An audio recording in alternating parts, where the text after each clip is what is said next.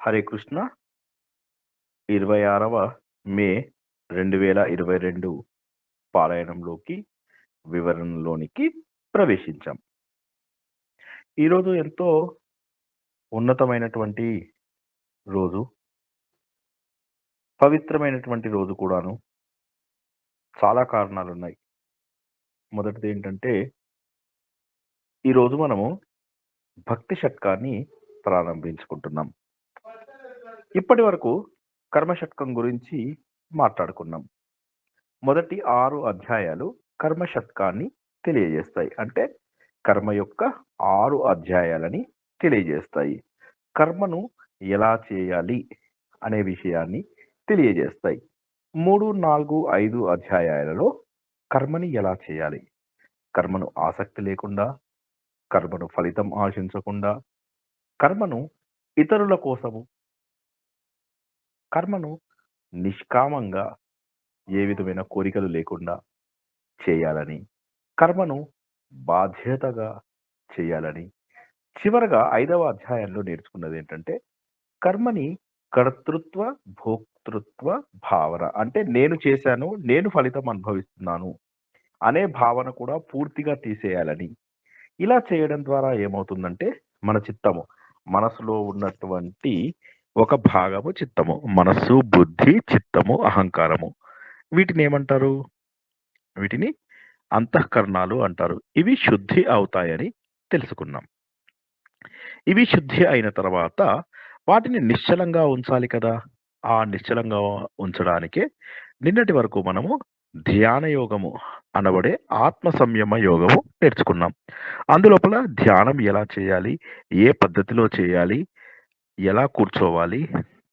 ఎలా ధ్యానం మనము ప్రతిరోజు అభ్యాసం చేయాలి అనే విషయాలను తెలుసుకుంటూ, చివరగా భగవంతుడు చెప్పినటువంటి యోగులందరిలోకి కూడా శ్రద్ధాలువై అంతరాత్మను నాయందే లగ్నము నడిచిని, అంటే భక్తి విశ్వాసాలతోటి నిశ్చలమైన, దృఢమైన, అనన్య భావంతో నాయందే స్థిరమై ఉన్న మా బుద్ధి రూప అంతఃకరణం కలిగి ఉన్నటువంటి వాడు పరమశ్రేష్ఠుడు. ఇది నా అభిప్రాయం అని భగవంతుడు చెప్పడం తెలుసుకున్నాం. అంటే భగవంతుడు మనని కర్మలోంచి భక్తిలోకి తీసుకెళ్తున్నాడు. మరి ఈరోజు ప్రవచనం తెలుసుకునే ముందు మనము ఈరోజు పంచాంగం తెలుసుకుందాం.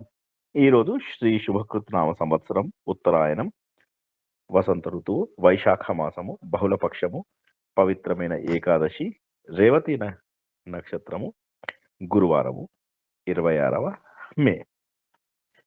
ఇప్పటి వరకు మనము తత్వమసి అంటే భగవద్గీత యొక్క సారము.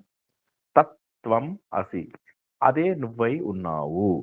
త్వం అంటే నీవు, తత్ అంటే అది. ఇప్పటి వరకు మనం త్వం అంటే నువ్వు ఏం చేయాలి అనే విషయాన్ని మొదటి 6 అధ్యాయాలలో తెలుసుకున్నాం.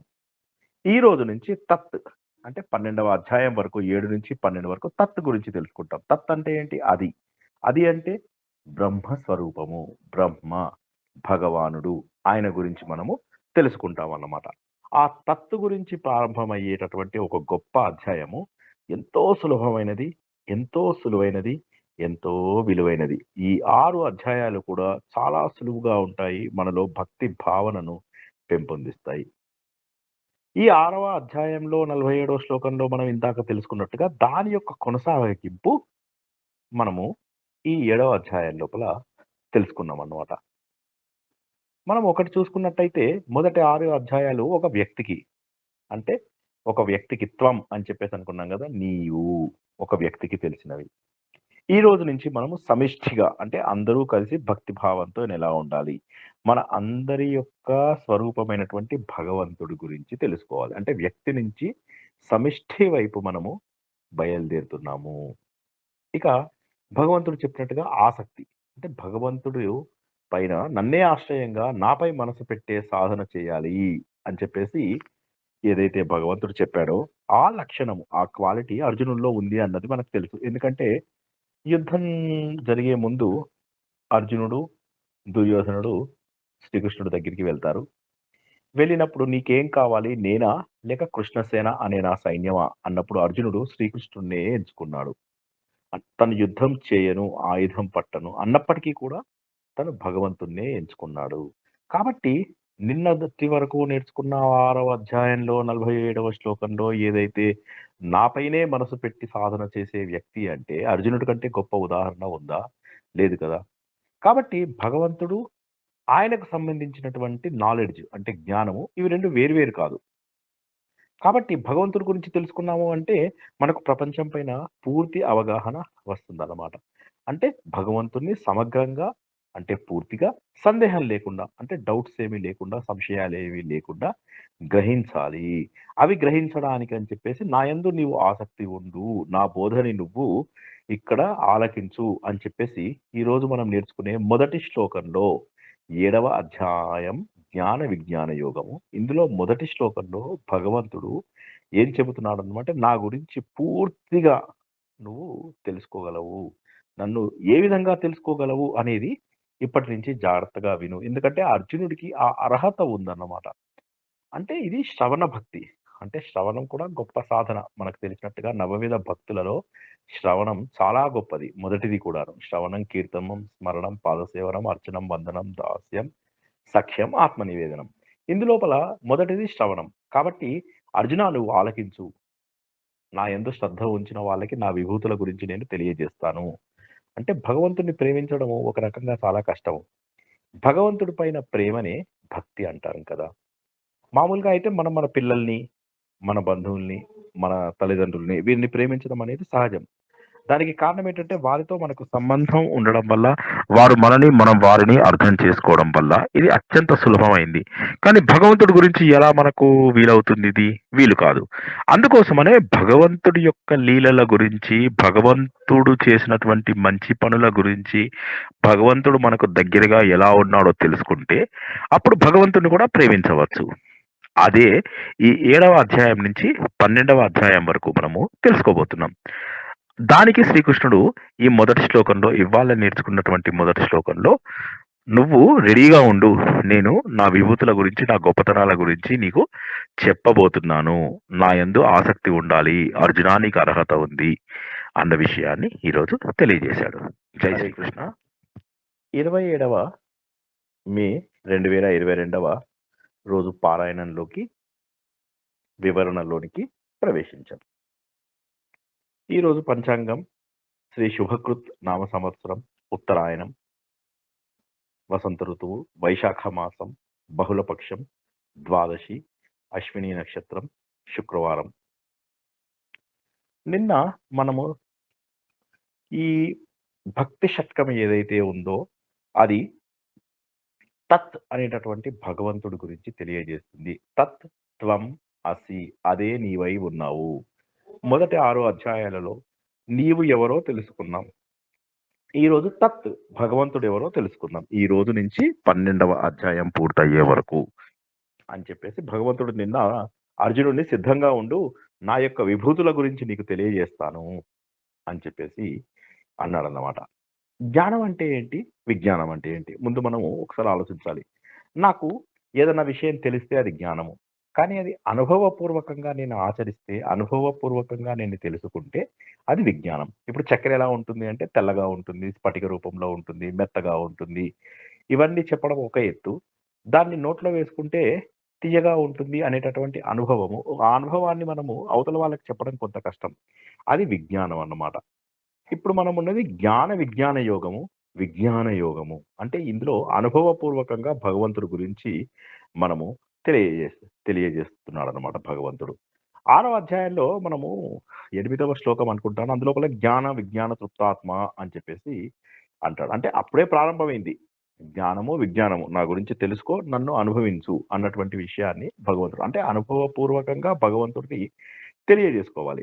అంటే ఏంటంటే ఇప్పుడు శాస్త్రం మనం సైన్స్ బుక్స్‌లో చదివింది ఏదైతే ఉందో అంటే శాస్త్ర జనితం ఏదైతే ఉందో అది జ్ఞానం. వీళ్ళని పండితులు అంటారు. వీళ్ళకి నాలెడ్జ్ బాగా ఉంటుంది. అయితే అనుభవమే విజ్ఞానము. కావాల్సింది అనుభవం. భగవంతుడి యొక్క అనుభవము. ఇప్పుడు ఈ రోజు మనం తెలుసుకుంటున్న 7వ అధ్యాయము అనబడే జ్ఞాన విజ్ఞాన యోగంలో 2, 3 శ్లోకాల లోపల భగవంతుడు ఏమంటున్నాడంటే, ఇక్కడ మనం ఫోకస్ చేయాల్సింది సబ్జెక్ట్ పైన. అంటే మన పైన ఫోకస్ చేయాలి. మనం ఏం చేస్తున్నామంటే ప్రపంచంలో ఉన్న ఆబ్జెక్ట్స్ పైన ఫోకస్ చేస్తున్నాం. దానివల్ల ఏమవుతుందంటే, తెలుసుకోవాల్సినవన్నీ మిగిలిపోతున్నాయి. ఇవాళ నేను 2 విషయాలు తెలుసుకుంటాను. రేపు ఇంకో 2 విషయాల గురించి తెలుసుకోవాలి తప్పదు. కానీ నా గురించి నేను తెలుసుకున్నట్టయితే, అంతర్గతంగా గనక నేను ఆలోచించినట్లయితే, అప్పుడు నాకు భగవంతుడు స్వరూపము, పూర్ణ జ్ఞానము. ఇంకా అది తెలిసినట్టయితే, ఇంక తెలియవలసినదేది ఉండదు. అది భగవంతుడు తెలుపుతున్నాడనమాట. అంటే నా యొక్క తత్వజ్ఞానము. తత్వజ్ఞానం అంటే తత్వం. నువ్వు, నేను ఒకటే అనేటటువంటి జ్ఞానం ఏదైతే ఉందో, ఫిలాసఫికల్ నాలెడ్జ్ ఏదైతే ఉందో, స్పిరిచ్యువల్ నాలెడ్జ్ ఏదైతే ఉందో, విజ్ఞానపూర్వకమైనటువంటి నాలెడ్జ్ ఏదైతే ఉందో, అది నీకు తెలియజేస్తాను అని చెప్పేసి అంటూ, శ్రీకృష్ణుడు ఒక కొత్త విషయం ఏమంటున్నారంటే, కొత్త విషయం కాదు. మనందరము నిత్య జీవితంలో చూస్తున్నదే. వేలాది మందిలో ఈ మోక్ష సిద్ధి కోసం, అసలు మోక్షం అంటే ఏంటో కూడా చాలా మందికి తెలియదు. అలాంటి మోక్ష సిద్ధికి కేవలం ఒక్కడే ప్రయత్నం చేస్తుంటాడు. వాళ్ళలో కూడా నిజమైన జ్ఞానము, విజ్ఞానము ఒక్కడిని మాత్రమే వరిస్తుంది అని చెప్పేసి అంటాడనమాట. ఇప్పుడు ఈ శ్లోకం లోపల సిద్ధానాం అని చెప్పేసి మూడో శ్లోకంలో ఉంది. సిద్ధానాం అంటే సిద్ధులు. అంటే సిద్ధులంటే సాధించిన వాళ్ళు.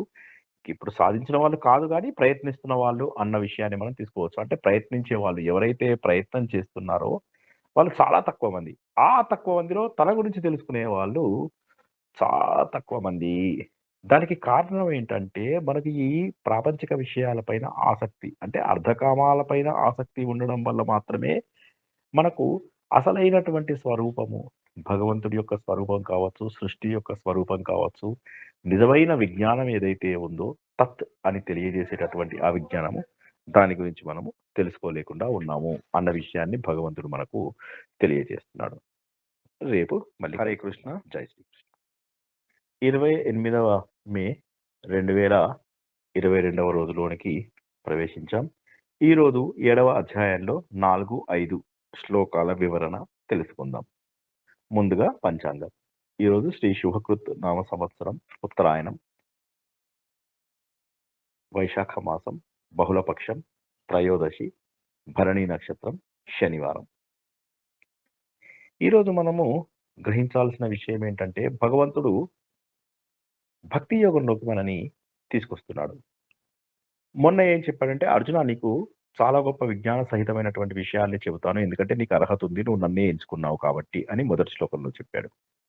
నిన్న ఏం చెప్పాడంటే, వేలాది మంది ప్రయత్నం చేస్తారు నా గురించి తెలుసుకోవడానికి. కానీ అందులో ఏ ఒక్కడో మాత్రమే నిజంగా నా యథార్థ స్వరూపాన్ని తెలుసుకుంటున్నాడు. అర్జున, నా జ్ఞానం ఏంటో చెప్తాను విను. ఈ ప్రకృతిని తయారు చేసింది నేనే. ఈ ప్రకృతిని ఎలా తయారు చేశానంటే పంచభూతాలతో. అంటే భూమి, నీరు, అగ్ని, వాయువు, ఆకాశము. ఇవి కాక మనలోని అంతఃకరణాలు మనస్సు, బుద్ధి, అహంకారము, చిత్తము అని చెప్పేసి ఏవైతే అంటామో వీటన్నింటితోటి నేను తయారు చేస్తాను అని చెప్పేసి చెబుతున్నాడనమాట. అంటే పంచభూతాలు ప్లస్ మన మనస్సు, బుద్ధి, అహంకారాలు ఏవైతే ఉన్నాయో ఇక్కడ చిత్తం తీసుకోలేదు. చిత్తం కూడా మనసులో ఒక భాగమే. అయితే ఇది 8 విధాలుగా ఉంది అని చెప్పేసి చెప్తున్నాడు. ఈ 8 ఏదైతే మనం 9 వచ్చింది లెక్క. బట్ భగవంతుడికి 8 వచ్చిందనమాట. ఇవి సృష్టికి కారణము. దీన్నే ప్రకృతి అంటారు. ప్రకృతి అంటే ప్రారంభ క్రియతే అనేతి ప్రకృతి. అంటే ప్రారంభం చేసేది ప్రకృతి. ప్రకృతి లేనిదే ఏది ప్రారంభం కాదు. ఈ సృష్టి రహస్యాన్ని నేను భాగవత ప్రవచనంలో ఇంకా సులభంగా చెప్పాను. ఆ! అక్కడ వీలైన వారు విని తెలుసుకోగలరు. ఇక్కడ భగవంతుడు క్లుప్తంగా మనకు తెలియజేస్తున్నాడన్నమాట. ఏంటంటే తను ప్రకృతిని తయారు చేస్తున్నాడు. ఈ ప్రకృతే మాయ. ఇదొక మహాశక్తి అన్నమాట. భగవంతుడిని ఆశ్రయించుకుని ఇది మనుగడ సాగిస్తుందన్నమాట. అంటే భగవంతుడి శక్తే. కాకపోతే ఏంటంటే భగవంతుడి యొక్క శక్తి ద్వారా ఈ ప్రకృతిని మనందరము ఆవహించుకొని ఉన్నామన్నమాట. అంటే దీన్ని అపర లేదా జడ ప్రకృతి అంటారు. అపర లేదా జడ. జడం అంటే ఇందులోపల చైతన్యం లేదు. ఆ చైతన్యం భగవంతుడు ఇవ్వాల్సిందే అన్నమాట. కాబట్టి ఈ చైతన్య రూపము వచ్చే వరకు కూడా ఇది జడమే. కానీ ఇది కానటువంటి పరాప్రకృతి అనేది ఒకటుందన్నమాట. ఇది చైతన్యవంతమైనది. అదే భగవంతుడి యొక్క అసలు స్వరూపం. ఇప్పుడు మనం ఒక శరీరం గనుక తీసుకున్నట్లయితే ఆ శరీరంలో కాళ్ళు, చేతులు ఇవన్నీ జడం. కానీ అందులోపల ఏదైతే జీవం ఉంటుందో, ఆ జీవం చైతన్యము. ఆ జీవమే మనకు నడిచేటప్పుడు నడక శక్తిగా, చేతుల లోపల కదిలే శక్తిగా, ముక్కులో వాసన చూసే శక్తిగా, కళ్ళల్లో వస్తువులను చూసే శక్తిగా ఇలా ఉంటుందన్నమాట. కాబట్టేంటంటే జీవుడు జడం. అంటే జీవుడు ధరించిన దేహం జడము. కానీ జీవం ఏదైతే ఉందో ఆ జీవం చైతన్యం అన్నమాట. మనకు దేహము, ఇంద్రియాలు ఇవన్నీ కూడా జడం. కానీ అందులో ఉన్నటువంటి జీవమే చైతన్యం అన్నమాట. అంటే ఈ పరాప్రకృతి అంటే భగవంతుడిని తెలుసుకునే ప్రకృతిని పరాప్రకృతి అంటారు. అది చైతన్యం. ఇది అసలైన స్వరూపాన్ని భగవంతుడి యొక్క స్వరూపాన్ని ఉత్కృష్టమైనటువంటి జ్ఞానాన్ని మనకు అందిస్తుంది. ఇది కానటువంటిది ఏదైతే ప్రకృతి మనకు కంటి ముందు కనిపిస్తూ ఉంటుందో, ఏదైతే నిత్యము నాశనమైతూ ఉంటుందో, పాడవుతూ ఉంటుందో, మార్పు చెందుతూ ఉంటుందో, అది ఏదైతే ఉంటుందో అది అపరా ప్రకృతి లేదా జడ ప్రకృతి. ఈ విశ్వం లోపల అంతర్యామి మనందరిలో ఉన్నటువంటి ఈశ్వరుడు తప్ప మిగతాదంతా కూడా జడ ప్రకృతి. మనలో అంతర్యామిగా ఉన్నటువంటి భగవంతుడు చైతన్యాన్ని అందిస్తున్న అతను మాత్రమే పరమేశ్వరుడు. అయితే ఈ జడము, ఈ చైతన్యము 2 కూడా కలిపి భగవంతుడి స్వరూపమే. ఎందుకంటే ఈ జడాన్ని కూడా క్రియేట్ చేసింది భగవంతుడే. ఈ భగవంతుడు చైతన్యాన్నిచ్చింది ఆయనే. కాబట్టి జడము, ఈ చైతన్యము 2 కూడా భగవంతుడి యొక్క స్వరూపమే. దీన్నే మనము క్షేత్రము, క్షేత్రజ్ఞుడు అని అంటాము. ఇది మనము తర్వాత తెలుసుకుంటాము. అదన్నమాట. కాబట్టి చాలా ఉన్నతమైన జ్ఞానాన్ని భగవంతుడు ఈ రోజు నుంచి అందించడము ప్రారంభించాడు. రేపు ఏమంటాడో మళ్ళీ రేపు కలిసి హరే కృష్ణ. జై శ్రీకృష్ణ. 29వ మే 2022 పారాయణం పూర్తి చేసుకొని వివరణలోకి ప్రవేశించాం. ఈరోజు 7వ అధ్యాయంలో 6, 7 శ్లోకాల వివరణని తెలుసుకుందాం. ఈరోజు శ్రీ శుభకృత్ నామ సంవత్సరం ఉత్తరాయణం, వసంత ఋతువు, వైశాఖ మాసము, బహుళపక్షము, చతుర్దశి, కృత్తికా నక్షత్రము, ఆదివారము. నిన్న మనము పరాప్రకృతి, అపరాప్రకృతి అనే విషయాల గురించి క్లుప్తంగా తెలుసుకున్నాము. పంచభూతాలు, మనస్సు, బుద్ధి, అహంకారము వీటిని ఈ 8ంటిని జడ ప్రకృతి అని భగవంతుడే తన మాయతో తయారు చేశాడు అని చెప్పి తెలుసుకున్నాము. ఇది కానటువంటిది పరాప్రకృతి అని ఉంది. అది భగవంతుడు. అది చైతన్యము. ఈ 2 కూడా భగవంతుడి యొక్క సృష్టే. పరాప్రకృతి, అపరాప్రకృతి అనేవి 2 కూడా భగవంతుడు సృష్టే అనే విషయాన్ని మనము తెలుసుకున్నాము. ఈరోజు భగవంతుడు ఏం చెబుతున్నాడంటే, సృష్టికి, లయకు కారణం నేనే అని చెప్తున్నాడు. అంటే సృష్టికి కారణము అని చెప్పేసి మనకు చెబుతూ, లయకు కూడా కారణం నేనే. అంటే పుట్టించడము, మరణించడము 2 కూడా భగవంతుడి వల్లే జరుగుతున్నాయి అన్నటువంటిది చెబుతున్నాడన్నమాట. అంటే సమస్త ప్రాణులు కూడా ఈ ప్రకృతుల నుంచే వస్తున్నాయి. ఏదైతే పరాప్రకృతి, అపరాప్రకృతి నిన్న చెప్పుకున్నామో అందులోనే మళ్ళీ లీనమైపోతున్నాయి. మనము విరాట స్వరూపం గురించి తెలుసుకున్నప్పుడు కూడా బ్రహ్మాండాలన్నీ కూడా భగవంతుడిలోకొచ్చాయని, మళ్ళీ భగవంతుడి నుంచి విడిపడి అవి ప బయట ప్రకటితమవుతున్నాయని తెలుసుకుంటున్నాం. భగవంతుడిలో కలిసిపోతాయి. భగవంతుడి నుంచి ప్రకటితమవుతాయి. కాబట్టి భగవంతుడేంటంటే తను నిమిత్తము, తనే ఉపాదానము. ఇప్పుడు 2 కొత్త పదాలు మనము నేర్చుకుంటున్నాం. నిమిత్తం అంటే ఏంటంటే కారణం. ఏ కారణం చేత చేస్తున్నాడు. అంటే భగవంతుడి సంకల్పమే ఇక్కడ నిమిత్తము. ఇక మెటీరియల్ ఉపాదానం అంటే మెటీరియల్.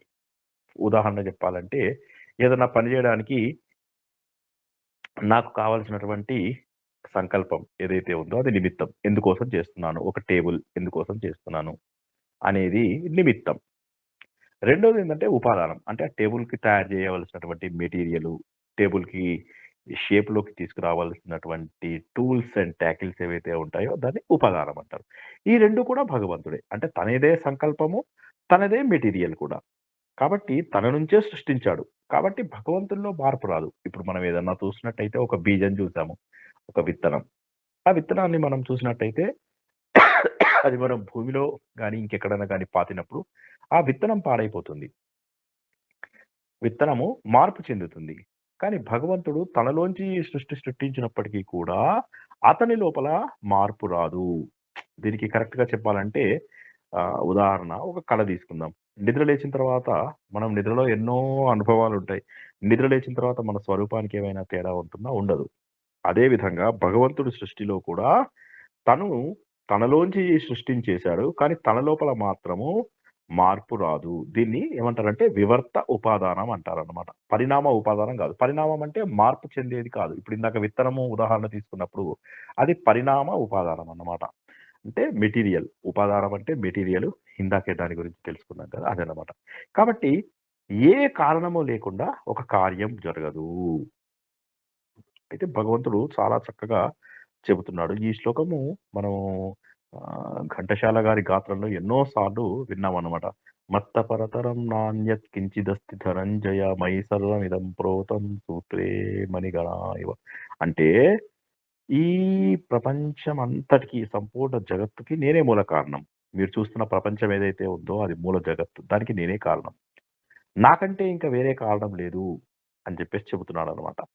చెప్పి ఈ జగత్తు లోపల ఉన్నటువంటి వస్తువులన్నీ కూడా సూత్రం అంటే తాడుకి సూత్ర మణుల వలె అంటే గుంపులు గుంపులుగా మణులు కట్టినట్టుగా నాయందే కూర్పబడి ఉన్నాయి అని చెప్పేసి చెబుతున్నాడు. అంటే దారం లోపల మణులు ఏ విధంగానైతే కూర్చామో ఇక్కడ మణుల సముదాయం. సముదాయం అని ఎందుకంటున్నాడంటే రకరకాల గణాలు, రకరకాల లోకాలు, రకరకాల బ్రహ్మాండాలు ఇవన్నీ కూడా తన నుంచి తీసుకొచ్చాడు. కాబట్టి ఇవన్నీ నా నుంచే వచ్చాయి అన్నటువంటి ఒక అద్భుతమైనటువంటి విషయాన్ని తెలియజేస్తున్నాడు. ఇప్పటి వరకు కూడా మనకు ఇది భగవంతుడు కారణము అన్న విషయము మనకు తెలియదన్నమాట. కానీ ఈరోజు మనకు చాలా సులభంగా తెలిసింది. హ్మ్. భగవంతుడు తన యొక్క శక్తిని మరే విధంగా ప్రకటిస్తాడో రేపు హరే చూద్దాం. కృష్ణ. జై శ్రీకృష్ణ. 30వ మే 2022వ పారాయణంలోనికి ప్రవేశించాము. ఈరోజు 7వ అధ్యాయంలో 8, 9వ శ్లోకాల యొక్క పారాయణం పూర్తి చేసుకుని ఇప్పుడు వివరణలోనికి ప్రవేశించాము. ముందుగా ఈరోజు పంచాంగం.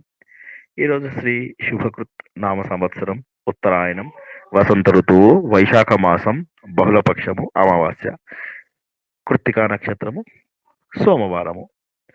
ఈ రోజుతో మనకు వసంత ఋతువు పూర్తవుతుందన్నమాట.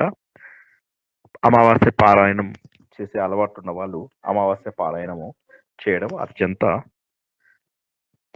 శుభం. అంటే ఈరోజు శ్లోక వివరణలోకి వచ్చినట్లయితే నిన్న భగవంతుడు చెబుతున్నాడు ఈ సృష్టి మొత్తానికి తనే కారణమని, ఈ సృష్టిలో ఉన్నటువంటి బ్రహ్మాండాలు, లోకాలు, గణాలు, మనుషులు అన్నీ కూడా ఒక దారంలో కట్టినటువంటి మణుల సముదాయం లాగా ఉంది అన్న విషయాన్ని భగవంతుడు తెలియజేస్తున్నాడు. అంతకు ముందు రోజు మనకు పర అపర అనే రెండు ప్రకృతులను తెలియజేశాడు. పర అంటే జీవం అన్నమాట, చైతన్యవంతం. అపర అంటే ఏదైతే ఉందో జడ ప్రకృతి. అంటే మనకు కనిపించే పంచభూతాలు, మనసు, బుద్ధి, ఇంద్రియాలు ఇవన్నీ కూడా జడము. ఇందులో ఉన్నటువంటి జీవము చైతన్యం. ఈ రెండు కూడా భగవంతుడిలోంచే వచ్చాయి అన్న విషయాలు మనము తెలుసుకున్నాము. ఇప్పుడు ఈరోజు భగవంతుడు ఏం చెప్తాడంటే 8, 9 శ్లోకాలలో అంటే తన యొక్క విభూతులు చెబుతున్నాడు. తన గొప్పతనాన్ని మనకు తెలియజేయడానికి భగవంతుడు ఆరాటపడుతున్నాడు అనమాట. అంటే విభూతులు అంటే భగవంతుడి యొక్క గొప్ప లక్షణాలు. దీని గురించి మనం 10వ అధ్యాయంలో చాలా సులభంగా తెలుసుకుంటాము. కానీ ఈ అధ్యాయంలో కొంత సులువుగా ఏం చెప్తున్నాడంటే జడం కాని ప్రతిదీ మనకు ఒక అనుభవాన్ని ఇస్తుంది అన్నాడు. అంటే దీన్ని కాస్త సులభంగా ఎక్స్‌ప్లెయిన్ చేస్తాం. ఇప్పుడు జలం అనేది జడం.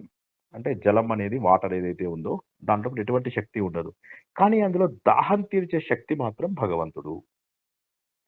అదన్నమాట. సూర్యచంద్రుని లోపల కాంతి. సూర్యచంద్రులు జడమైనప్పటికీ వాటి లోపల కాంతి తను. ప్రణవనాదం ఓంకారం. ఈ ప్రణవంలో ఓంకారం ఆ, ఉ, మా సృష్టి స్థితి లయకు బ్రహ్మ, విష్ణు, మహేశ్వరులకు సత్వరజస్తమో గుణాలకి ఇవి ఉదాహరణగా చెప్పుకోవచ్చు. మనకు తెలిసినటువంటి పరబ్రహ్మ ఎవరైతే ఉన్నారో అదే ప్రణవం. అంటే భగవంతుడు తను ఎవరు అనే విషయాన్ని తెలియజేస్తున్నాడనమాట. ఆకాశంలో శబ్దం ఉంది. ఆకాశం జడము. కానీ అందులోపల శబ్దం ఎక్కడి నుంచి వచ్చింది? మనమందరము ఉన్నాము. మనందరి లోపల పౌరుషం ఎక్కడి నుంచి వచ్చింది? భూమి లోపల నుంచి వాసన ఎక్కడి నుంచి వచ్చింది? అగ్ని లోపల నుంచి తేజస్సు ఎక్కడి నుంచి వచ్చింది? మనందరి లోపల చైతన్యం ఎక్కడి నుంచి వచ్చింది? ఇవన్నీ కూడా మనకు భగవంతుడి యొక్క స్వరూపాలే అని చెప్పేసి తెలుస్తున్నాయి. ఇప్పుడు కొంతమంది తపస్సు చేసుకుంటూ ఉంటారు. ఆ తాపసులలో ఉన్నటువంటి తపస్సు యొక్క శక్తి కూడా తనే అన్నమాట. కాబట్టి భగవంతుడు ప్రణవమే కాలాతీతంగా ఉన్నట్టు. అంటే ఓంకారము సృష్టికి ముందు, సృష్టికి తర్వాత ఎప్పుడూ కూడా ఉన్నది. ఆ ప్రణవ స్వరూపమే భగవంతుడు.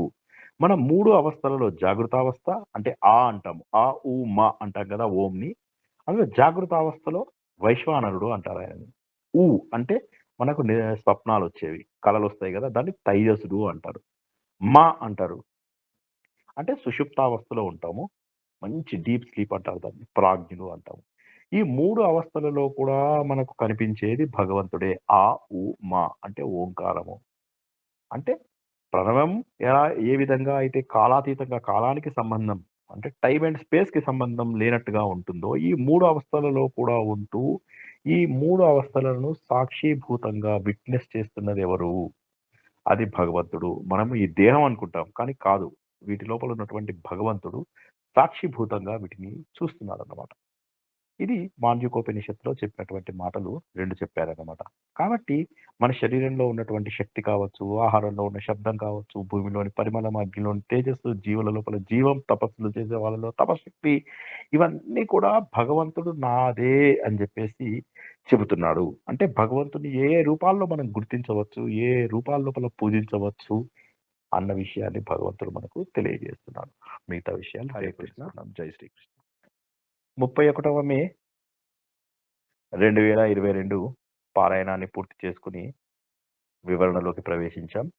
ఈరోజు 7వ అధ్యాయంలో 10, 11 శ్లోకాల గురించి తెలుసుకుందాం. ముందుగా కొత్త నెల ప్రారంభమైంది. పంచాంగం తెలుసుకుందాం. శ్రీ శుభకృత నామ సంవత్సరం, ఉత్తరాయణం, జ్యేష్ఠమాసం, శుక్లపక్షం, పాడ్యమి, రోహిణి, మంగళవారం. ఇక భగవంతుడు ఏం చెప్పాడంటే నిన్నటి వరకు తన విభూతులని, తన యొక్క లక్షణాలను, తన గొప్పతనాన్ని మనకు తెలియజేశాడు. అదే ఈరోజు కూడా తను కొనసాగిస్తున్నాడు. ఏమంటున్నాడంటే, బుద్ధి కలిగిన వాళ్ళలో, ప్రజ్ఞావంతులలో ఆ బుద్ధి ఎక్కడి నుంచొచ్చింది?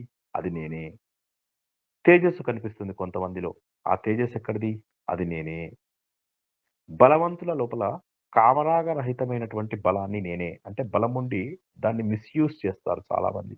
ఆ మిస్‌యూజ్ చేయకుండా లోకక్షేమం కోసం వాడేటటువంటి వారు రాముడు, అర్జునుడు ఇటువంటి వారి లోపల బలం తనే అని చెప్తున్నాడు. వీరికి ఎగ్జాక్ట్‌లీ అపోజిట్. ఎవరు? మన దుర్యోధనుడు, రావణుడు. వీరు దీన్ని చెడుకి ఉపయోగించారన్నమాట. అదే విధంగా ధర్మబద్ధమైనటువంటి కామం. కామం అంటే కోరిక. ఈ కోరిక 3 రకాలుగా ఉంటుంది. ఇచ్ఛాశక్తి, క్రియాశక్తి, జ్ఞానశక్తి. ఇదిలో కూడా ధర్మబద్ధమైనది తనే అన్న విషయాన్ని భగవంతుడు తెలియజేస్తున్నాడు. కాబట్టి ఏవైతే గొప్పనైనటువంటి విషయాలో అవన్నీ తనే. ఎందుకంటే భగవంతుడే ఈ సృష్టిలో ఉన్నటువంటి అన్ని జీవరాశులకు బీజం లాంటి వాడు. ఈ బీజంలోంచే మనమందరము వచ్చాము. విత్తనంలోంచే మనమందరము వచ్చాము. భగవంతుడు పాడైపోయే బీజం గాదు. శాశ్వత బీజం. ఇప్పుడు మనకొక విత్తనము మొన్న తెలుసుకున్నాం గదా! విత్తనం ఉంటే అది పాడైపోయే అవకాశం ఉంది. ఒకసారి చెట్టు మొలిచిన తర్వాత. కానీ భగవంతుడు అలా కాదు. సనాతనమైనటువంటి బీజము.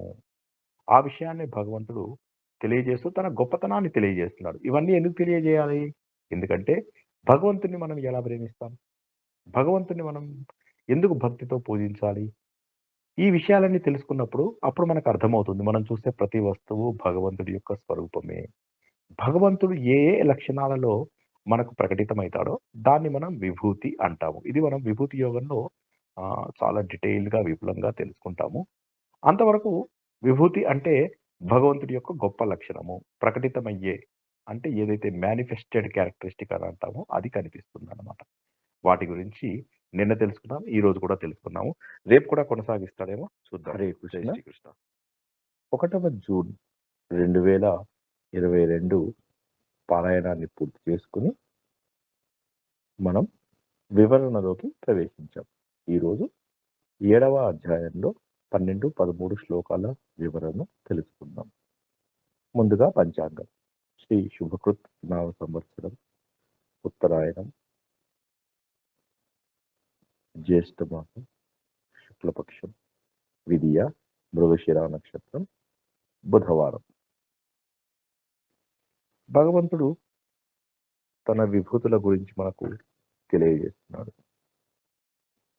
ఎన్నో గొప్ప విషయాలని మనకు నిన్నటి వరకు తెలియజేశాడు. అధర్మరహిత కామం అని. మన భూమి, జలము, అగ్ని, వాయువు, ఆకాశంలో ఉన్నటువంటి బీజాంకుర శక్తి అని, బుద్ధిలో వివేకమని, అందరిలో ఉన్న తేజస్సునని, ఇలా చాలా విషయాలు చెప్పాడు. దాని కొనసాగింపే ఈరోజు చెబుతున్నాడు అన్నమాట. త్రిగుణాలు. ఏ త్రిగుణాలైతే మన లక్షణాలకు కారణమవుతాయో, సాత్విక, రాజస, తామస గుణాలు, అవన్నీ తన నుంచే వస్తున్నాయి. అయితే భగవంతుడు మాత్రం త్రిగుణాతీతుడు. అందుకే మనము దేవాలయంలో ప్రదక్షిణలు చేసేటప్పుడు 3 ప్రదక్షిణాలు చేస్తాము. ఒకటి తమస్సు పోగొట్టడానికి, మరొకటి రజస్సు పోగొట్టడానికి, మూడవది సాత్విక గుణం కూడా దాటినట్లయితే త్రిగుణాతీతుడైన భగవంతుడిని చూడవచ్చు అన్నమాట. మొదటి లోపల దేవుడు ఒక్కడే. ప్రపంచం తను ఆవిర్భవించిన తర్వాత, అంటే సృష్టి చేయాలి అని చెప్పేసి సంకల్పం చేసిన తర్వాత, సత్వగుణంతో దేవతలు, రజస్సుతోటి రాక్షసులు, తమస్సుతోటి జంతుజాలాలు, ఈ 3 గుణాలతో కలయికే మానవులు అన్నమాట. కాబట్టి ఇవన్నీ భగవంతుడికి అన్యంగా లేవు. భగవంతుడు మనకు అందించిన లక్షణాలే. అయితే త్రిగుణాలు భగవంతుడే సృష్టించాడు కాబట్టి ఇవి ఆయన ఆధీనంలో ఉంటాయి. కానీ మనం మాత్రం ఈ త్రిగుణాల యొక్క మాయ వల్ల భగవంతుడిని మర్చిపోతాము. మోహంలో నిండిపోతాము. రాగద్వేషాలు, గుణ వికారాలు ఇవన్నీ కలుగుతాయి. అజ్ఞానం కలిగే అవకాశం ఉంది. కానీ భగవంతుడు మాత్రం శాశ్వతుడు. ఈ మాయ వల్లే ఆయనను మనము తెలుసుకోలేకపోతున్నాము. అది చాలా ముఖ్యమైనటువంటి విషయం ఇది. హరే కృష్ణ. 2వ జూన్ 2022వ రోజు పారాయణాన్ని పూర్తి చేసుకుని వివరణలోనికి ప్రవేశించాం. ఈరోజు 7వ అధ్యాయమైన విజ్ఞాన యోగంలో 14, 15 శ్లోకాల వివరణని తెలుసుకుందాం. ముందుగా పంచాంగం. శ్రీ శుభకృత్ నామ సంవత్సరం, ఉత్తరాయణం, జ్యేష్ఠ మాసం, శుక్లపక్షం, తదియా నక్షత్రం, తదియా తిథి, ఆర్ద్ర నక్షత్రం, గురువారం. భగవంతుడు తన విభూతులని తెలియజేస్తున్నాడు. 10వ అధ్యాయం పూర్తిగా దీనికే కేటాయించాడు. అయినప్పటికీ కూడా మనకు భగవంతుడు కొన్ని విభూతులని తెలియజేస్తున్నాడు అన్నమాట. 7వ అధ్యాయంలో, 8వ అధ్యాయంలో, 9వ అధ్యాయంలో ఇలా కొన్ని తెలియజేస్తాడు. ముఖ్యంగా 7లో, 9లో తన విభూతులని తెలియజేస్తూ ఉంటాడు. అంటే తను ఎలా ప్రకటితం అవుతున్నాడు, అంటే వేటిని చూస్తే తను జ్ఞాపకం రావాలి అనే విషయాలే విభూతులు అన్నమాట. ఆయన గొప్ప లక్షణాలు అవి మనము తెలుసుకుంటున్నాం.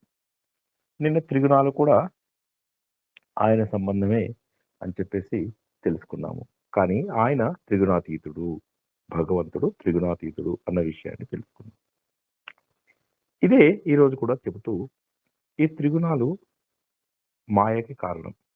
ఇది అలౌకికం, అంటే మన లోకానికి సంబంధించినటువంటిది కాదు. ఇది దైవ సంబంధానిది. కానీ భగవంతుడికి ఆధీనంలో ఉంటుంది. దీన్ని అధిగమించడం, అంటే దాటడం మన సాధ్యం కాదు. కాకపోతే భగవంతుణ్ణి నిరంతరము ఆశ్రయిస్తే, అంటే భగవంతుడు మాయ కాదు, భగవంతుడు ఎప్పుడూ సత్యం అన్నమాట. మనం చూస్తున్నటువంటి ప్రపంచమంతా కూడా అసత్యము, కానీ భగవంతుడు ఒక్కడే సత్యము. అటువంటి భగవంతుణ్ణి గనక ఆశ్రయిస్తే ఈ మాయ మటుమాయం అవుతుంది. ఇప్పుడు మనము సూర్యుడు మన వెనక ఉన్నాడు, అప్పుడు ఏమవుతుంది, నీడ మన ముందుంటుంది. కొద్ది దూరం వెళ్ళిన తర్వాత అనుకుంటాము, చూసావా నీడ అంటే మాయ, ఈ అజ్ఞానము నా ముందు నడుస్తుంది అనుకుంటాం. అప్పుడు ఏం చేయాలి, సూర్యుడి వైపు తిరగాలి, భగవంతుడి వైపు తిరగాలి. అప్పుడు అజ్ఞానము వెనక ఉండిపోతుంది. కాబట్టి ఆకాశం అంతటా నీలివర్ణంలో కనిపిస్తుంది, కానీ ఆకాశం నీలివర్ణంలో లేదన్న సంగతి మనందరికీ తెలుసు కదా, ఫిజిక్స్ లో చదువుకున్నాం కదా. ఇదే ఇల్యూషన్ అన్నమాట. ఎడారి లోపల మనకు మిరాజ్లు కనిపిస్తూ ఉంటాయి, అది కూడా మాయ. దీన్ని దాటడం సాధ్యం కాదు. ఖచ్చితంగా నమ్మాలి అని చెప్పేసి అనుకుంటూ ఉంటాం.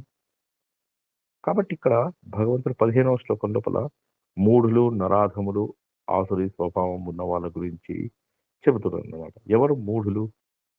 అంతఃకరణాలు. అంతఃకరణాలంటే మన మనస్సు, బుద్ధి, చిత్తం, అహంకారం ఏవైతే ఉన్నాయో ఇందులోపల ఉన్నటువంటి భావాలు మన ఆచరణ లోపల కనిపిస్తాయి. అంటే మనం ఏదనుకుంటే అదే చేస్తూ ఉంటాం.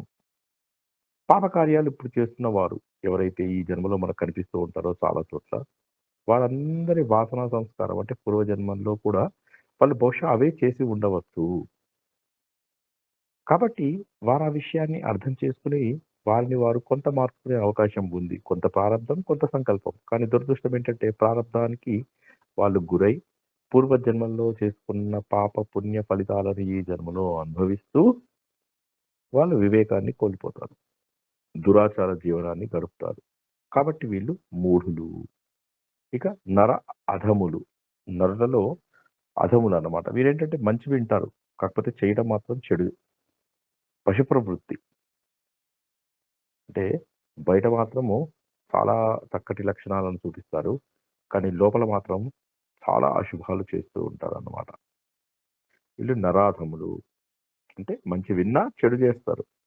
ఇక ఆసురీ స్వభావం. ఆసురీ స్వభావం అంటే రాక్షసులకు మనం చూసినట్టయితే దేవుళ్ళ పైన నమ్మకం ఉండదు. ఏ విధమైనటువంటి బంధాలు, బాంధవ్యాలు ఉండవు. హింస, అసత్యము, ఇంద్రియ నిగ్రహం ఉండకపోవడము ఇవన్నీ కూడా ఆసురీ లక్షణాలన్నమాట. అయితే ఈశ్వర సంబంధం లేని వాళ్ళు వీరంతా కూడా.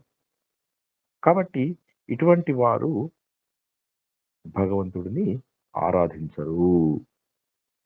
జ్ఞాన లోపం వల్ల ఏమవుతుందంటే మన బుద్ధి లోపల భావ దారిద్ర్యం, కల్మషం ఏర్పడుతుంది. తద్వారా ఏంటంటే దేవుణ్ణి నమ్మకూడదు అనేటటువంటి దీన్నే భావ దారిద్ర్యం అంటాం కదా. సో అది కల్మషాలు. మనం చుట్టుపక్కల చూస్తున్నప్పుడు 10 మంది 10 రకాల మాటలు మాట్లాడుతూ ఉంటారు. దానివల్ల మన మనస్సు, బుద్ధి కూడా కల్మషం అయ్యి మంచి వాళ్ళు కూడా చెడ్డగా అయిపోయే అవకాశం ఉందన్నమాట. కాబట్టి నిరంతరము భగవంతుణ్ణి భజించడంలో మాత్రమే అసలైనటువంటి గొప్పతనం ఉంది, ఆనందం ఉంది, సంతోషం ఉంది. అది గుర్తించి అలా నడుచుకుంటే అప్పుడు భగవంతుడి యొక్క మాయని దాటడం అత్యంత సులభమని భగవంతుడే మనకు తెలియజేస్తున్నారు. హరే కృష్ణ, జై శ్రీకృష్ణ. 3వ జూన్ 2022వ రోజు పారాయణంలోకి ప్రవేశించాం. ఇప్పుడు వివరణ తెలుసుకుందాం. ఈరోజు 7వ అధ్యాయంలో 16, 17 శ్లోకాల యొక్క వివరణ గురించి తెలుసుకుందాం. ముందుగా పంచాంగం. శ్రీ శుభకృత్నామ సంవత్సరం, ఉత్తరాయణం, జ్యేష్ఠమాసం, శుక్లపక్షం, చవితి తిథి, పునర్వసు నక్షత్రం, శుక్రవారం. నిన్నటి వరకు భగవంతుడు తన యొక్క విభూతులను గురించి తెలియజేశాడు. తన యొక్క ప్రకటిత లక్షణాల గురించి తెలియజేశాడు. తర్వాత త్రిగుణాలు కూడా తన వల్లే వచ్చాయని, ఈ త్రిగుణాలు ఇచ్చేటటువంటి మాయ వల్ల మనం భగవంతుడిని గుర్తుపట్టలేకపోతున్నామని, ఈ త్రిగుణాలను భగవంతుడి మాయను దాటడం అసాధ్యమని తెలుసుకున్నాం. భగవంతుడు ఈరోజు చాలా అద్భుతమైనటువంటి విషయాన్ని తెలియజేస్తున్నాడు. ఇవాల్టి శ్లోకము నిన్న నేర్చుకున్నటువంటి దైవీ శేష గుణమయి అనేటటువంటి శ్లోకము, ఇవన్నీ కూడా మనము ఘంటశాల గారి గాత్రంలో విన్నాము. ఈరోజు చతుర్విధా భజంతే మాం అనేది ఏదైతే ఉందో అదన్నమాట. చాలా అద్భుతమైనటువంటి శ్లోకము. భగవంతుడిని ఎవరెవరు ప్రేమిస్తారు, ఎందుకు ప్రేమిస్తారు అని తెలిసేటటువంటి శ్లోకం అన్నమాట ఇది. ఆర్తులు. ఆర్తులు అంటే వీరు భగవంతుని ఎందుకు ప్రేమిస్తారంటే వీరికి ఆపద కలిగినప్పుడు, ప్రమాదం కలిగినప్పుడు, బాధ కలిగినప్పుడు, మనమందరము కూడా అంతే కదా. కుంతీదేవి కావచ్చు, ద్రౌపదీదేవి కావచ్చు, గోవర్ధన పర్వతం ఎత్తేటప్పుడు ఆ గోపాలులు కావచ్చు, గజేంద్ర మోక్షంలో గజేంద్రుడు కావచ్చు, వీరందరూ భగవంతుణ్ణి ప్రార్థించినప్పుడు, భగవంతుణ్ణి నమ్ముకున్నప్పుడు వీరు ఆర్తులు. రెండవది జిజ్ఞాసులు. జిజ్ఞాసులు అంటే మోక్షం పొందాలి అని ఆశించేవారు అన్నమాట. జ్ఞానం యొక్క అభ్యాసం చేసేవారు. జనకుడు, ఉద్ధవుడు, యాజ్ఞవల్కుడు వీళ్ళంతా కూడా మన అర్జునుడు కూడా ఇందులో ఒకడు. వీరందరూ కూడా జిజ్ఞాసులు, జ్ఞానం కావాలి అని చెప్పి. ఇంకా మూడవది అర్ధార్థి. అర్థము అంటే డబ్బు, అర్థి అంటే ఆశించేవాడు, డబ్బులని భోగములను ఆశించేవాడు. ఉదాహరణకు ధ్రువుడు. ధ్రువుడు రాజ్యమే ఆశించాడు, భగవంతుడు ప్రత్యక్షమైతే మోక్షం ఆశించలేదు కదా. అయితే ఇంకొక భావం కూడా ఇక్కడ ఉంది. ధనం కాకుండా మోక్షం గనక అభిలషించినట్లయితే, మోక్షం కావాలి అని చెప్పేసి గనక అనుకున్నట్లయితే అర్ధార్థి కూడా గొప్పవాడే. అంటే అందరూ గొప్పవాళ్ళే. కాకపోతే అర్ధార్థి అంటే కేవలం డబ్బు ఆశించేవాడనే అర్థమే ఎక్కువగా మనం వింటూ ఉంటాము. కాబట్టి ఈ ముగ్గురు ఆర్తులు, జిజ్ఞాసులు, అర్థార్థి వీళ్ళంతా కూడా సకామ భక్తులు. అంటే ఇంకా ఈ లోకంలోనే ఉన్నారు. కానీ చివరివాడు జ్ఞాని. ఇతడు అకామ భక్తుడు. ఏ రకమైన కామము లేదు ఇతడికి. నిత్యయుక్తుడు. అంటే ఎప్పుడూ కూడా అభ్యాసం చేస్తూ ఉంటాడు జ్ఞానాన్ని. తెలివితేటలతో ఉంటాడు. స్వేచ్ఛగా ఉంటాడు. ఏకభక్తి. భగవంతుడిపైనే ఆధారపడి ఉంటాడు. తనకు భగవంతుడికి తేడా లేదని తెలియజేస్తాడు. అమృతం. భగవంతుడి ప్రేమ అమృతం. అది ప్రేమ స్వరూపం అన్నమాట. నారద భక్తి సూత్రాలలో ఇదే విషయాన్ని తెలియజేస్తారు. జ్ఞానికి పరమేశ్వరుడు, ఆత్మ, పరమాత్మ ఒకటే అన్న విషయం తెలుసు. అంటే జీవాత్మ, పరమాత్మ ఒకటే అన్నది తెలుసు. కాబట్టి పరమాత్మకి ఈ జ్ఞాని అంటే ఎక్కువ ఇష్టం అన్నమాట. ఎందుకంటే జ్ఞాని ఒక్కడే భగవంతుడి యొక్క తత్వాన్ని పూర్తిగా అర్థం చేసుకున్నవాడు. ఆత్మ ఒకటే, అందరిలో ఉన్న ఆత్మ ఒకటే. కాకపోతే అది గుర్తించడము జ్ఞానులు గుర్తిస్తారు, మనమంతా గుర్తించము. కాబట్టి జ్ఞాని, వాసుదేవుడు వీరిద్దరూ కూడా అభిన్నులు. వీరిద్దరిలో భేదం లేదు. జీవాత్మ పరమాత్మలో భేదం లేదు. అటువంటి వాడు నాకు మిక్కిలి ఇష్టుడు. ఎందుకంటే అతని స్వరూపం నాది ఒకటే కాబట్టి మేమిద్దరము ఒకటే, మా ఇద్దరి మధ్యలో భేదం లేదు అని శ్రీకృష్ణుడు తెలియజేస్తున్నారు. ఆర్తులు, అర్ధార్థులు, జిజ్ఞాసులు, జ్ఞానులు. హరే కృష్ణ, జై శ్రీకృష్ణ. 4వ జూన్ 2022వ రోజు పారాయణంలోకి ప్రవేశించాము. ఈరోజు విజ్ఞాన యోగమైనటువంటి 7వ అధ్యాయంలో 18, 19 శ్లోకాలను అర్థం చేసుకుంటున్నాం. ఈరోజు శుభకృత్ నామ సంవత్సరం, ఉత్తరాయణం, జ్యేష్ఠమాసం, శుక్లపక్షం, పంచమి తిథి, పుష్యమి నక్షత్రం, శనివారం. నిన్న భగవంతుడికి 4 విధాల భక్తులు ఉంటారని తెలుసుకున్నాం. వాళ్ళు ఆర్తులు, అర్ధార్థులు, జిజ్ఞాసులు, జ్ఞానులు. భగవంతుడు చెప్పేది ఏంటంటే వీరందరూ కూడా నాకు ప్రియులే, ఉదారులే, ఉత్కృష్టులే, గొప్పవారే. వారు ఏ రకంగా భగవంతుడిని ప్రేమించినప్పటికీ కూడా పుణ్యం లేకపోతే ఎవరు భక్తి చేయలేరు. అంటే జ్ఞానిది గొప్ప భక్తి కావచ్చు, జ్ఞానిది అభేద భక్తి. అంటే తనకు భగవంతుడికి ఏ విధమైన భేదము లేదని తెలియజేసే భక్తి అవ్వచ్చు. కానీ మిగతా భక్తులకు కూడా భగవంతుడి స్వరూపం తెలియదు. అంటే భక్తి ఉంది వారికి, కానీ భగవంతుడి యొక్క అసలు స్వరూపం తెలియకపోవచ్చు. కానీ వారు భగవంతుడి వైపు వెళ్ళే మార్గంలోనే ఉన్నారు. ఇప్పుడు భక్తి జ్ఞానంలో విలీనమైపోతుంది. అంటే ద్వైతం అద్వైతంలో. అంటే 2 భావన ఏదైతే ఉందో, నేను వేరు, భగవంతుడు వేరు అనే భావన అద్వైతంలో కలిసిపోతుంది. కాబట్టి భక్తి ద్వారా మార్గమే జ్ఞానంలోకి ప్రవేశిస్తాము. ఎప్పుడైతే మనకు జ్ఞానం వస్తుందో అప్పుడే మనము మోక్షం చెందడానికి అవకాశం ఉందన్నమాట. ఇదే మహాభారతంలో శాంతి పర్వంలో కూడా తెలియజేశారు. కాబట్టి జ్ఞానం కావాలి. కానీ జ్ఞానం కావడానికి భక్తి అనేది చక్కటి మార్గం. ఈ జ్ఞాని కూడా ఒక్క రోజులో జ్ఞాని అయినవాడు కాకపోవచ్చు. ఎన్నో జన్మల తర్వాత ఈ పరిణతి సాధించి ఉండవచ్చు. ఎన్నో జన్మల లోపల అతడు కర్మయోగము చేసి, తర్వాత భక్తి చేసి, చివరికి ఈ జన్మలో అతడు జ్ఞానమయ్యాడు. అంటే జ్ఞానం పరిపక్వమైంది. అంటే పరిపాకం అని చెప్పి కూడా అనొచ్చనమాట. అంటే ఉన్నదంతా కూడా వాసుదేవుడే అనేటటువంటి జ్ఞానమే మోక్షం.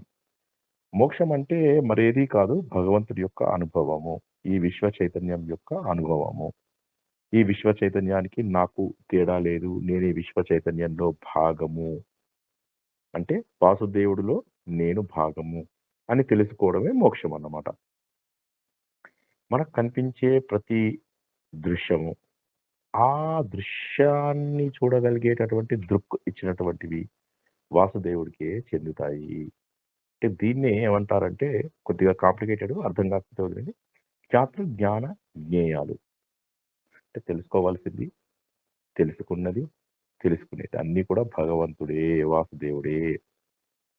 అంటే ప్రతీదీ భగవంతుడే అన్నటువంటి విషయాన్ని తెలుసుకోవాలి. కాబట్టి సర్వము వాసుదేవుడే అని చెప్పి తెలుసుకున్నటువంటి భక్తుడు ఈయనని శరణు పొంది ఉంటాడనమాట. ఇటువంటి వాళ్ళు దొరకడం చాలా కష్టమని భగవంతుడే ఈరోజు మనకు హరే కృష్ణ. తెలియజేస్తున్నారు. జై శ్రీకృష్ణ. 5వ జూన్ 2022 పారాయణంలోకి ప్రవేశించాం. ఇప్పుడు వివరణని తెలుసుకుందాం.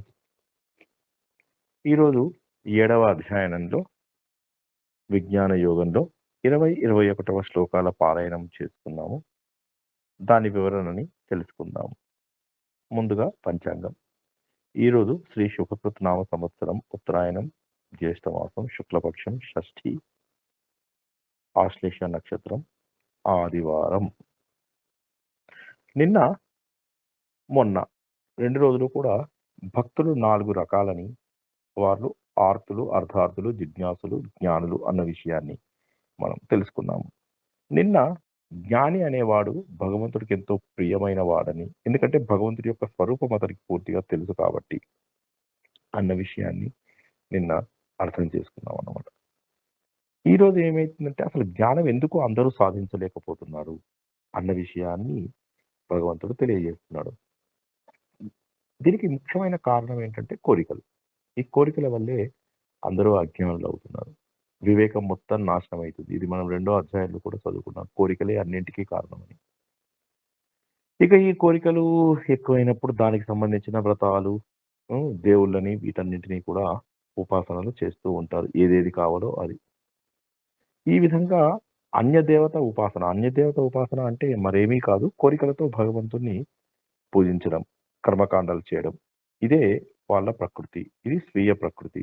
దీనివల్ల వాళ్ళకి శాశ్వతమైనటువంటి ఫలితం రాదు. అంటే ఎప్పటికీ ఉండేది భగవంతుడి యొక్క శక్తి మాత్రమే. అది రాదు. వీరు ఏవైతే కావాలనుకుంటారో అవి రావచ్చు బహుశా. అనిత్య ఫలాలు అంటాం కదా! ఏవైతే చిన్న చిన్న ఫలితాలు, అశాశ్వతమైనటువంటి ఫలితాలు, టెంపరరీ బెనిఫిట్స్ వచ్చే అవకాశం ఉంది. కాకపోతే భగవంతుడు ఇది వద్దు అని చెప్పి చెప్పటం లేదు. ఎందుకంటే ఈ నలుగురు కూడా తన భక్తులే అంటున్నాడు కాబట్టి. ఈయనేమంటున్నాడంటే నువ్వు అలా చేసేటట్టయితే దాని మీద శ్రద్ధ కూడా నేనే కల్పిస్తాను. నీకేది కావాలో అది నేను కల్పిస్తాను. నీకు కేవలం కోరికలే ఉన్నాయి. కోరికలు తీర్చుకోవడానికి నాకు భక్తుడుగా ఉంటావా? సరే ఉండు. దానిపైన శ్రద్ధ కూడా నేనే కలిగిస్తాను. జ్ఞానం కలిగే వరకు కూడా ఈ మనుష్యుల మనస్సులలో నమ్మకాలే ఉంటాయి. కానీ జ్ఞాని మాత్రం ఎప్పుడు కర్మల యొక్క ఆసక్తి కలిగినటువంటి అజ్ఞానుల బుద్ధిని కలత చేయకూడదు. జ్ఞానికి అన్నీ తెలుసు. కానీ వెళ్ళి వీళ్ళ నమ్మకాలని తను భ్రష్టుడు చేయడానికి అవకాశం లేదు. చేయకూడదు కూడాను. తెలివైన వాడు చేయకూడదు. ఇది మనం 3వ అధ్యాయంలో కూడా తెలుసుకుందాం. ఎందుకంటే జ్ఞాని ఆ స్థాయి దాటి వెళ్ళిపోయాడు. కానీ మిగతా వాళ్ళందరూ కర్మలు చేస్తున్నారు.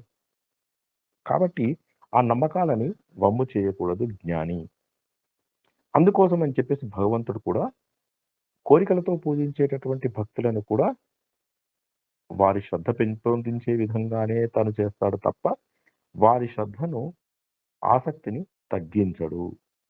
కాబట్టి భగవంతుడిని ఏ రూపంలో చూస్తే ఆ రూపంలోనే కనిపిస్తాడు. ఏ ఫలితాలు ఆశిస్తే ఆ ఫలితాలే ఇస్తాడు. ఎలా పూజించినా, ఎలా ఆరాధించినా ఆ శ్రద్ధ మాత్రము భగవంతుడు ఇచ్చేదే. ఇదొక్కటే కొద్దిగా జాగ్రత్తగా గుర్తుంచుకోవాలి. ఈరోజు 21 శ్లోకాలలో తెలుసుకునేది ఏంటంటే జ్ఞానే గొప్పవాడు. కానీ మిగతా వారు కూడా భగవంతుడిని పూజిస్తే భగవంతుడు మనకు అందులో శ్రద్ధ కలగజేస్తాడు కానీ మనల్ని వాటికి దూరంగా తీసుకెళ్ళడు. ఆ శ్రద్ధ భగవంతుడిదే అన్న విషయం తెలుసుకోవాలి. జై శ్రీ. 6వ జూన్ 2022 పారాయణంలోకి ప్రవేశించాము. ఈరోజు ఉన్నతమైనటువంటి విజ్ఞాన యోగంలో 7వ అధ్యాయంలో 22-23వ శ్లోకాల వివరణ తెలుసుకుందాం. ముందుగా పంచాంగం. ఈరోజు శ్రీ శుభకృత్ నామ సంవత్సరం ఉత్తరాయణం జ్యేష్ఠమాసం శుక్లపక్షం, సప్తమి తిథి, మఖా నక్షత్రం, సోమవారం. జ్ఞానులు, అర్ధార్థులు, ఆర్తులు, జిజ్ఞాసులు వీటన్నిటి గురించి మనం మాట్లాడుకుంటున్నాం. నిన్న భగవంతుడిపై శ్రద్ధ కల్పించేది భగవంతుడే. కోరికతో కోరుకున్నా సరే, కోరిక లేకుండా మోక్షం కోరుకున్నా సరే. కాబట్టి భగవంతుడు వారికి శ్రద్ధ కలిగిస్తాడు. కలిగిస్తూ వారికి కావలసిన కర్మలను తనే ఇస్తాడు. అంటే కర్మ ఫల ప్రదాత భగవంతుడే. ఫలితాలన్నీ కూడా భగవంతుడి నుంచే వస్తాయి. అంటే ఇతర దేవతలు కూడా తన రూపమే కదా. తన రూపానికి ఇతర దేవతలు ప్రత్యేకం కాదు. ఇప్పుడు మనం ఒక్కొక్క కోరికకు ఒక్కొక్క దేవుణ్ణి పూజిస్తాము. కానీ ఆ దేవుళ్ళు కూడా పరబ్రహ్మ స్వరూపాలే కదా. పరబ్రహ్మలో ఒకరే కదా. కాబట్టి మనం సకామ కర్మలు అంటే కోరికలతో కోరుకుని ఏవైతే మనము భగవంతుని ప్రార్థిస్తామో ఆ శ్రద్ధ కలిగించినటువంటి భగవంతుడు ఆ ఫలితాలను కూడా తనే ఇస్తాను అని చెప్పేసి ఈ రోజు చెబుతున్నాడు అనమాట. ఎందుకంటే అతడు చాలా భక్తి శ్రద్ధలతో ఆ దేవతను ఆరాధిస్తాడు. కాబట్టి భగవంతుడి యొక్క అనుగ్రహం కలుగుతుంది. కోరిక ఏది హితం కాదు. అది తీరినా కూడా హితం కాదు. తీరని కోరిక. ఎందుకంటే ఒక కోరిక కోరినంత మాత్రాన మనకు జీవితం అంతా సుఖంగా ఉంటామంటే ఉండము. మళ్ళీ కోరిక తీరిపోయిన తర్వాత మళ్ళీ దుఃఖం ప్రారంభం, మళ్ళీ కొత్త కోరికలు ప్రారంభం. ఆ విషయాన్ని మనం తెలుసుకోవాలి. ఎందుకంటే వీళ్ళు పొందేటటువంటి ఫలితాలు చాలా అల్పం. అంతవంతం అని కూడా భగవంతుడు చెప్తున్నాడు అనమాట. అంటే ఈ ఫలాలు చాలా తక్కువ. ఈ ఫలాలను కోరే భక్తులు, కామ్య భక్తులు, అన్య దేవత ఆరాధకులు వారినే పొందుతారు. అంటే అనిత్య ఫలితాలనే పొందుతారు అని చెప్పేసి ఈ రోజు శ్లోకంలో తెలియజేస్తున్నాడు అనమాట. వీరు సత్యాన్ని గ్రహించలేకపోతారు. ఎందుకంటే ఇంకా ఆ పరిణతి రాకపోవడం అన్నమాట. మాయని వదలలేరు. మహిమను పట్టుకోలేరు. ఎందుకంటే వారు ఈ దృశ్య ప్రపంచం అంటే మనకు కనిపిస్తున్న మెటీరియలిస్టిక్ నీడ్స్, మెటీరియలిస్టిక్ థింగ్స్ అని చెప్పేసి అంటాం కదా. వాటిని ఆశిస్తూ ఉంటారు. అందువల్ల కనిపించినటువంటి నిజమైన సత్యాన్ని వాళ్ళు పట్టుకోలేకపోతున్నారు. అంటే అసత్యాన్నే పట్టుకొని ఉంటున్నారు. అసత్తుని త్యాగం చేయలేకుండా ఉన్నారు అని చెప్పేసి భగవంతుడు జ్ఞానులకు మిగతా వారికి ఉన్నటువంటి భేదాన్ని చాలా చక్కగా మనకు హరే కృష్ణ. తెలియజేస్తున్నారు. జై శ్రీ. 7వ జూన్ 2022వ రోజు పారాయణంలోకి ప్రవేశించాం. ఈ రోజు మహోన్నతమైనటువంటి 7వ అధ్యాయంలో 24, 25వ శ్లోకాల వివరణని తెలుసుకుందాం.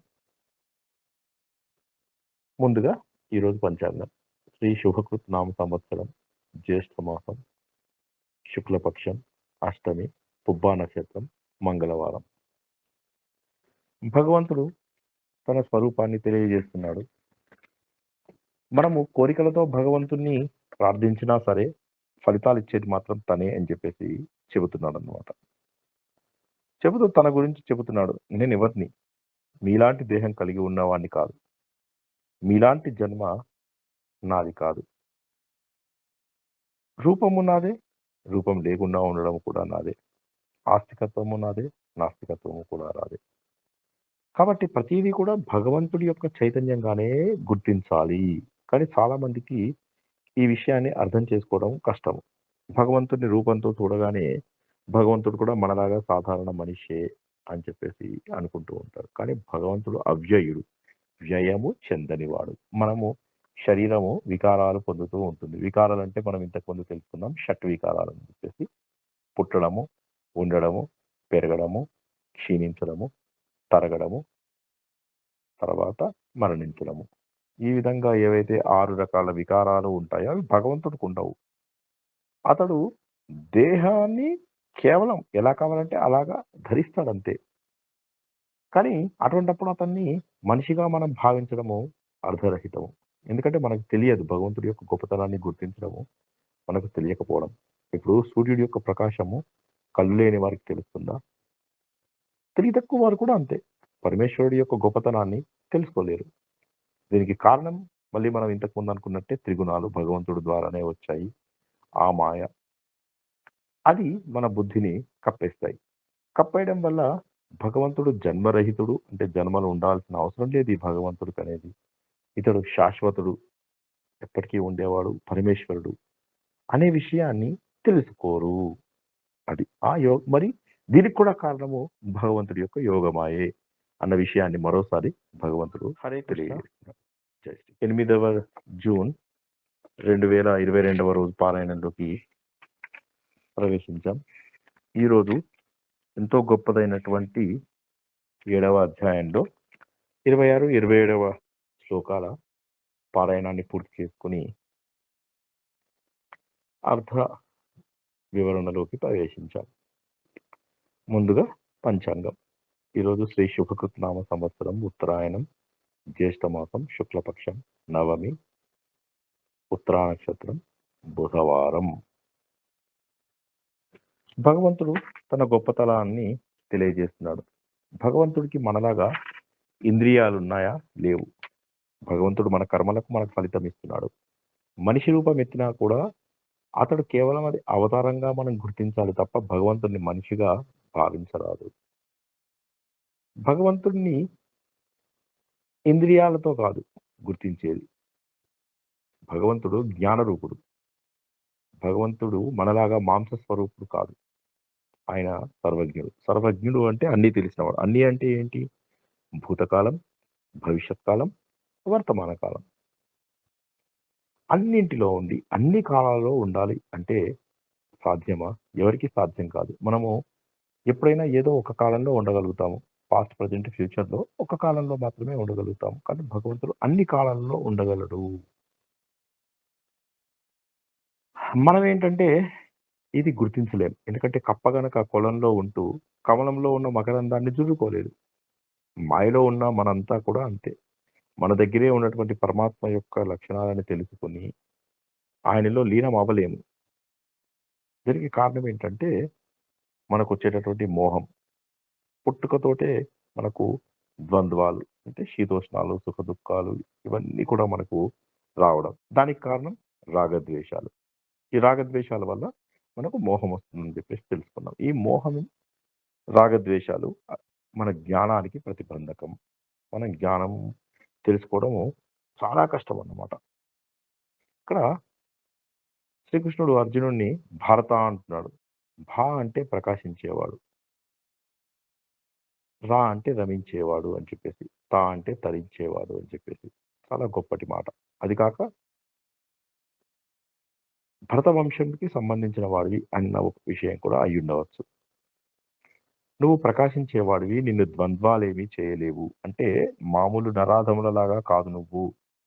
నువ్వు జిజ్ఞాసువి, జ్ఞానివి అయ్యే అవకాశం ఉంది అని చెప్పి చెప్పడానికి భారత అని ఒకసారి అంటాడు. మళ్ళీ అదే శ్లోకంలో 27వ శ్లోకంలో పరంతప అని కూడా మనం చూస్తాం. నువ్వు శత్రువులను తప్పింపజేస్తావు. మనలో శత్రువులు ఏంటి? అరిషడ్ వర్గాలు. అంటే రాగద్వేషాలతో పాటు వాటన్నిటిని నిర్మూలించేసాయి. అవే మనకు శత్రువులు. భరత వంశానికి చెందినటువంటి ఓ భారత, నువ్వు ప్రకాశించేవాడివి, నిన్ను ద్వంద్వాలేమీ చేయలేవు. పరంతపుడవై రాగద్వేషాలని నిర్మూలించు, నువ్వు చేయవలసినటువంటిది చేయి అని చెప్పేసి భగవంతుడు మనకు అంటున్నట్టుగా అనిపిస్తుంది అన్నమాట. జై శ్రీకృష్ణ. 9వ జూన్ 2022వ రోజు పారాయణంలోకి ప్రవేశించాము. ఈరోజు 7వ అధ్యాయంలో 28, 29 శ్లోకాల గురించి తెలుసుకుందాం.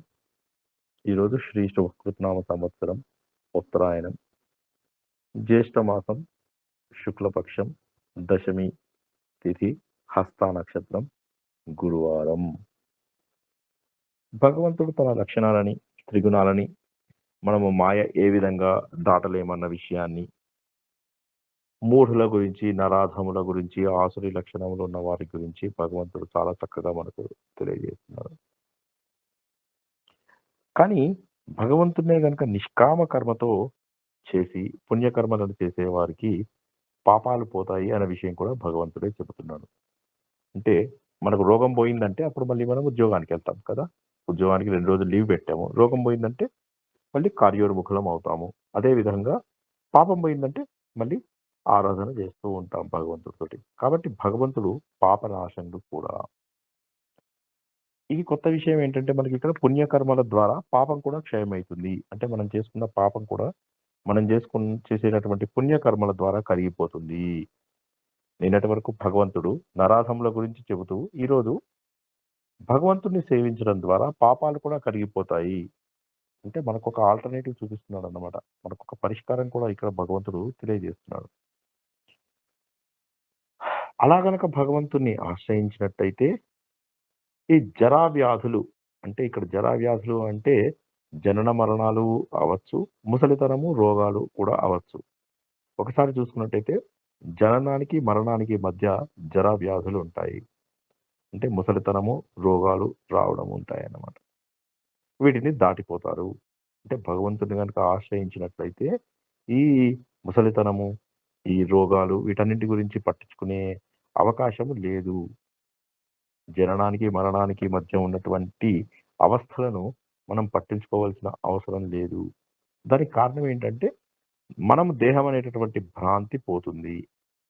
ఎప్పుడైతే మనకు దేహం అనే భ్రాంతి పోతుందో, అప్పుడు జరా వ్యాధులు మననేమి చేయలేవు. ముసలితనము, రోగాలు మననేమి చేయలేవు. మనము బ్రహ్మ కన్నా వేరు కాదు అన్న విషయాన్ని తెలుసుకోవడం వల్ల. ఈ బ్రహ్మము, ఈ ప్రత్యేగాత్మ, చైతన్యము ఇవన్నీ కూడా ఒకటే. ఇది సాధించడానికి శ్రవణము, మననము, నిధిధ్యాసనం చేస్తూ ఉండాలి. భగవంతుడి గురించి వినాలి. తెలియకపోతే తెలుసుకోవాలి.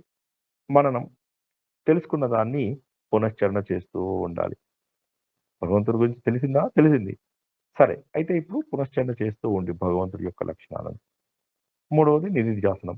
భగవంతుడి గురించి పునశ్చరణ చేశావా? చేశావు. ఇప్పుడు ఆయన యొక్క అనుభవాన్ని తీసుకో.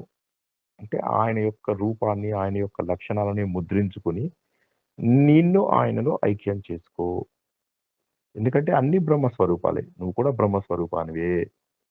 కాబట్టి మన హృదయంలోనే జ్ఞానరూపుడైన ప్రత్యేగాత్మ ఉన్నాడు కాబట్టి, అతడే ఈ పృథివీ, మిగతా ప్రచండమైనటువంటి ఈ చూస్తున్నటువంటి విశ్వమంతా కూడా వ్యాపించి ఉన్నాడు అన్న విషయాన్ని తెలుసుకోవాలి. ఇప్పుడు గనక నువ్వు అలా తెలుసుకున్నట్లయితే, ఇక మరణ సమయంలో కూడా ఆనందమయంగా ఉంటావు. ఈ భావాన్ని నువ్వు పొందాలి. అంటే మరణ సమయం అనేది ఆహ్, రేపు ఇంకా కాస్త వివరంగా తెలుస్తుంది. అసలు ఈ శ్లోకం ఎందుకొచ్చింది అనే విషయము. హ్మ్. కాబట్టి భగవంతుడు మన హృదయంలో ఉన్నాడు అని భగవంతుడి యొక్క సంపూర్ణ శరణాగతి కోసము మనము దృఢ నిశ్చయంతో భగవంతుడిని నిరంతరము భజించాలి హరే కృష్ణ. అన్న విషయాన్ని తెలుసుకుందాం. జై శ్రీకృష్ణ. 10వ జూన్ 2022వ రోజు పారాయణంలోకి ప్రవేశించాము.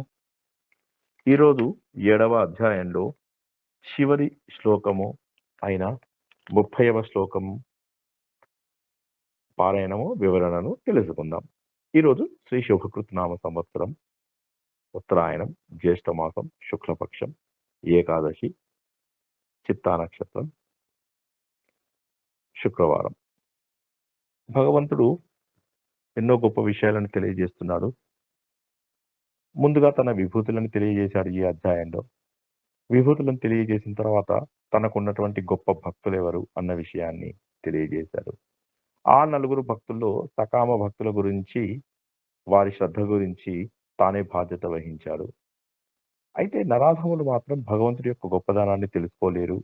ఎందుకంటే అజ్ఞానము వారిలో ఉండడం చేత, త్రిగుణాలని వారు దాటలేకపోవడం వల్ల. ఈ త్రిగుణాలు మాయ కూడా తన నుంచే వచ్చాయి అన్న విషయాన్ని భగవంతుడు తెలియజేశారు.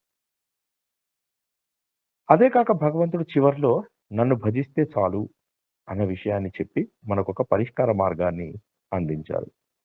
భగవంతుడు ఏమంటున్నాడంటే, నిరంతరము నన్నే ధ్యానించు. ఎందుకంటే నీ హృదయంలో ఉన్నటువంటిది నేనే. కాబట్టి నాకు నీకు భేదం లేదు అన్న విషయాన్ని తెలుసుకున్నట్లయితే నీ కోరికలు తగ్గిపోతాయి. నీకు జననానికి, మరణానికి మధ్య ఉన్నటువంటి జరా వ్యాధులు అంటే ముసలితనము, రోగాలు నిన్ను బాధించవు. ఎందుకంటే నువ్వు అప్పటికి దేహ భ్రాంతి వదిలేస్తావు. నేను ఈ దేహము అనేటటువంటి భావన వదిలేసినప్పుడు దేహం కనిపించదింక. భగవంతుడే కనిపిస్తాడు. ఆ పాట ఉంది గదా! రాయిని మాత్రం కంటే దేవుడు కనరాడు. దేవుని మాత్రం కంటే దేహం కనరాదు. ఎప్పుడైతే మనకు దేవుడు కనిపిస్తాడో అప్పుడు దేహ భ్రాంతి మనకు వదిలిపోతుంది అని చెప్పి భగవంతుడు చెబుతూ, చివరికి మరణకాలం లోపల నన్ను ఆత్మస్వరూపుడైనటువంటి నన్ను అంటే ప్రతి ఒక్కరి ఆత్మకు కారణమైనటువంటి నన్ను గనక అంత్యకాలంలో తెలుసుకునేవారు నిశ్చల బుద్ధితో నన్నే చేరుతారు అని చెప్పేసి చెప్పాడు. భగవంతుడు జ్ఞానం లోపల ఇన్ని గొప్ప విషయాలు తెలియజేసి చివరగా కొన్ని కొత్త మాటలు మాట్లాడుతున్నారు. ఏంటది? అధిభూతం, అధియజ్ఞం, అధిదైవము. ఇవన్నీ నేనే. అందరికీ ఆత్మస్వరూపుడునైనటువంటి నన్ను తెలుసుకునేవారు అని చెప్పేసి కొన్ని కొత్త పదాలని ఇక్కడ మాట్లాడుకున్నారు. అంటే మరణకాలంలో నాయందు మనసుంచి నన్ను తెలుసుకుంటారు అని చెప్పాడు సరే.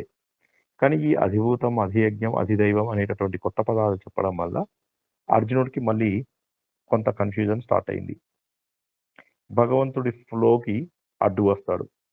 అడ్డొచ్చి రేపు 8వ అధ్యాయం కొత్త విషయాలను అడుగు తెలుసుకుంటూ ఉంటాడన్నమాట.